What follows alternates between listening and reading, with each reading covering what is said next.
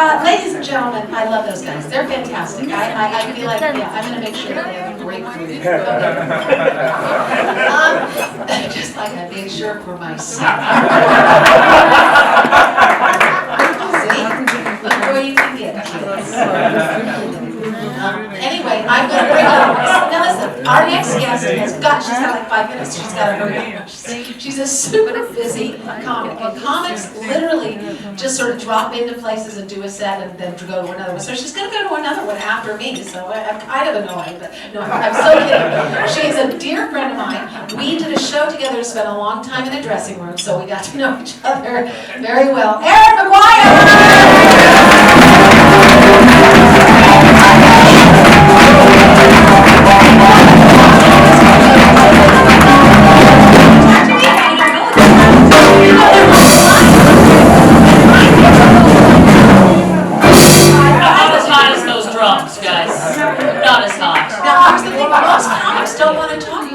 Oh, I like that. I was ready to dive right in. I wanted to know you a little bit. Yeah. I'm gay! What? Since when? I know. Don't lie! Yeah, no, I am. I'm gay as a goose, honey. Oh, God. And you have a wonderful husband, so you're not gay. But have you ever made out with a girl? Once on stage. Oh, I'm sorry. I feel like I need to apologize for that. No. You know what? I have a very lesbian tendency voice. No, and you would privately. I would go, that girl is gay as a I goose. know, I know. I'm a gay man, though. Is that That's kind kind of. Yeah. Listen, I think you need to just do what you do. I have nothing to say. We know each other very well. They don't need to know you. Okay, I'm no Jody Shelton, but I'll try. And were you the mother of those kids, the drink water? When did you sleep with John Mayer? Did you know that his zygotes are running around New York? Christ, it's like they split in half and made too many John Mayers. Aren't they just adorable?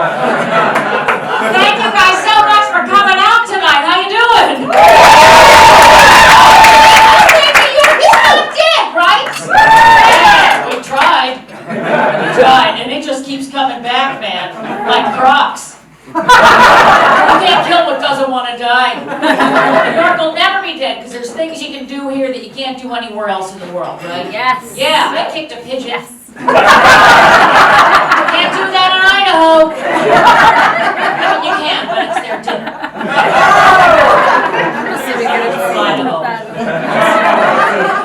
And there's things you see here that you can't see anywhere else in the world. I saw a woman chasing after a rat with a butterfly net. And she looked at me and went, "Gonna eat like kings tonight." And I was like, God, if you saw that in Ohio, you'd call the cops. But you see that in New York and you're like, oh, she's keto. No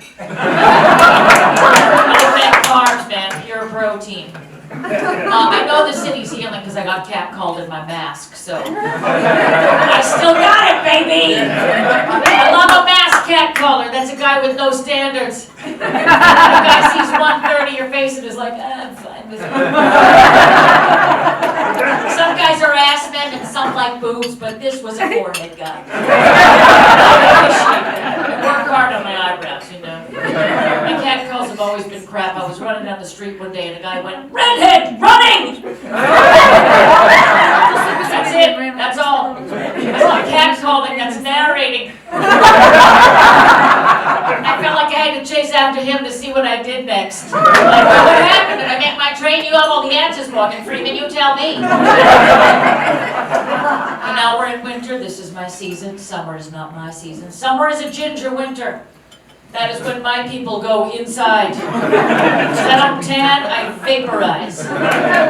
You ever see like a random flip-flop or a hair tie? Like on the street? That was a ginger. The sun hit our skin, we evaporated. That's why I never understood Game of Thrones. The whitest people in the world just running around going, "Winter is coming! Winter is coming!" I'm like, well, that's your season! Go inside, fuck your sister, and enjoy yourself! Someone once invited me to a nude beach over the summer, and the Irish are not a naked people, you guys. This is why we're not killing the porn scene. No one wants to download Brian McFinnigan and touch my shillelagh. It's because there's nothing hot about seeing a circulatory system.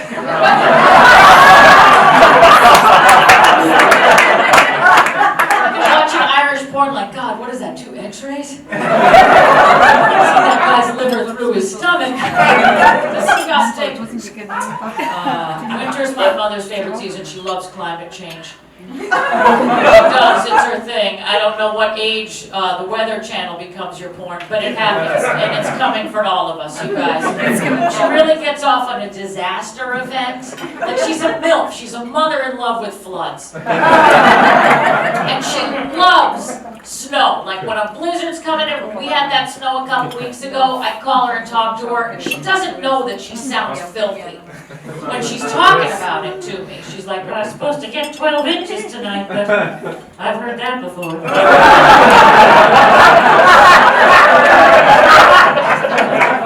I'm lucky if I get 6. I just hope it's not too wet. I don't want your father to throw his back out again.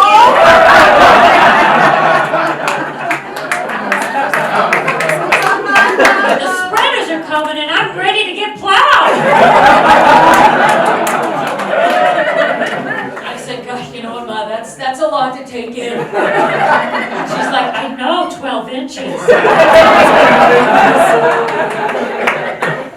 I just celebrated my 10-year wedding anniversary. I was with the police, thank you. Yeah, my husband's cute. He's short, he's bald, his knees don't bend. It's like I married a gingerbread man. And he's 10 years older than me, so we met on Ancestry.com.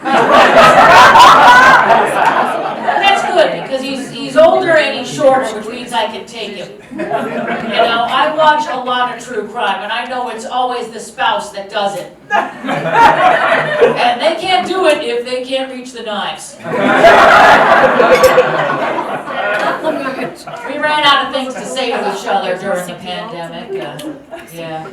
We only ever went to the doctors or the supermarket, so I started grabbing pamphlets for inspiration. I'd come home and be like, so you want to talk about mesothelioma? How about mild to severe plaque psoriasis? We had to play games to keep things spicy, you know, the past couple of years. Games like, does this look like cancer? It was a fun game. Games like, stop breathing like that.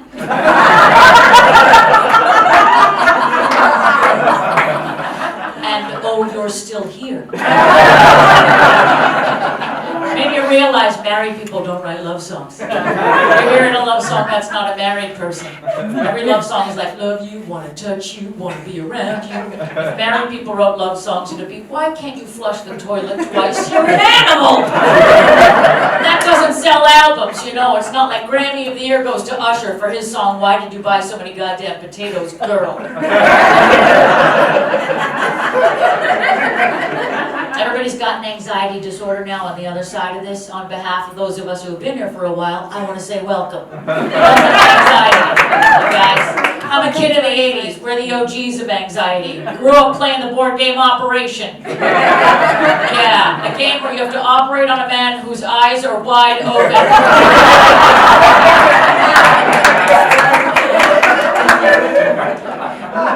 You think video games are violent? Please. Our parents would hand us tweezers and be like, remove that man's heart. Enjoy yourself, have fun with your sister. And if you messed up, you got buzzed. I mean, my God, what guy walked into Hasbro and was like, you know what kids love? Surgery. You know what else they love? Being electrocuted. We'll give this to every child and then we'll invent Xanax. So stressful, we don't need that anymore. I had to stop watching the news and watch something more relaxing. Serial killer documentaries. Netflix waited until we were trapped in the house with our families to release every serial killer show that's ever been made. They're like, we don't know when we're getting out of this. Release the Ted Bundy tapes. You ever watch so many serial killer shows you think, I could do this? I just need a Home Depot card. I could only watch the news if it was read to me by British people, because bad news is better with an accent. It's easier to take, isn't it? I trust a British person. All Americans do. We put them in our movies to play Americans. How many times do you watch a movie and you're like, that is a fine Southern actor? And then you see him in an interview and he's like, well, Bob's your uncle, blah, blah, blah. And you're like, outsourcing this too! I trust a British person way too much. I would be bad for us in the Revolutionary War. They would ride through town going, the British are coming. The British are coming. I'd be like, oh, thank God, they'll tell us what to do. You can tell me an asteroid is going to hit the Earth. I'll be fine if you sound like Mary Poppins. There's a pandemic that's coming to kill half the world, and the other half will be unemployed. Supercalifragilisticexpialidocious. The next 2 years of all your lives will only be atrocious. Half of us cannot agree on who should be the POTUS. Supercalifragilisticexpialidocious. How diddly-diddly, we're all gonna die.